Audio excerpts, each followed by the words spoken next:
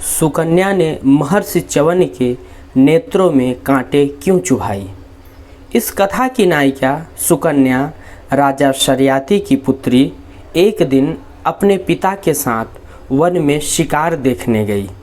One में भ्रमण करते हुए इनकी नज़र एक बांबी दीमक का लगाया हुआ मिट्टी ढेर पर गई। राजकुमारी ने देखा कि बांबी के अंदर से कुछ चमक रहा है, जैसे दो जुगनू हों। राजकुमारी ने कौतूहलवश एक कांटे को उन चमकीली चीज़ों में चुभो दिया और यहीं से राजकुमारी के जीवन में बड़ा परिवर्तन आ गया। राजा पहुँचे ऋषि से क्षमा मांगने के लिए। दरअसल वो जुगनू जैसी दिखने वाली चीज़ें महर्षि च्यवन की आंखें थी, जिसमें कांटे चुभने से रक्त बहने लगा और ऋषि अंधे हो गए। ऋषि के क्रोध से राजा शर्याती के राज्य में तरह तरह की परेशानियां उत्पन्न होने लगी। राजा शर्याती को जब राजकुमारी ने अपनी भूल के बारे में बताया तो राजा च्यवन ऋषि के पास क्षमा मांगने पहुंच गए। ऋषि ने कहा कि क्षमा करने पर मेरा जीवन कैसे चलेगा। मैं अंधा हो गया हूँ और इसके लिए तुम्हारी पुत्री जिम्मेदार है, इसलिए उसे मुझसे विवाह करना होगा ताकि वह मेरा ध्यान रख सके।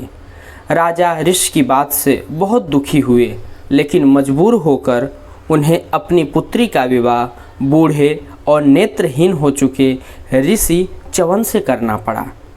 एक दिन देवताओं के वैद्य अश्विनी कुमारों की नज़र सुकन्या पर गई और वह उस पर मोहित हो गए। उन्होंने सुकन्या के सामने विवाह का प्रस्ताव रखा, लेकिन सुकन्या ने इनकार कर दिया। सुकन्या के पतिव्रत से प्रसन्न होकर अश्विनी कुमारों ने वरदान मांगने के लिए कहा। सुकन्या ने कहा कि आप देवताओं के वैद्य हैं, इसलिए आपसे यही वरदान मांगना चाहती हूँ कि मेरे पति को युवा बना दीजिए और दृष्टि लौटा दीजिए। अश्विनी कुमारों ने महर्षि को दिव्य सरोवर में स्नान कराया और जैसे ही महर्षि च्यवन जल से बाहर आए वह युवा नजर आने लगे। यहाँ भी अश्विनी कुमारों ने सुकन्या के पतिव्रत की परीक्षा ली और कहा कि पहचानो तुम्हारे पति कौन हैं। दरअसल सरोवर से निकलने के बाद ऋषि भी अश्विनी कुमारों की तरह दिखने लगे थे, लेकिन सुकन्या ने उन्हें पहचान लिया।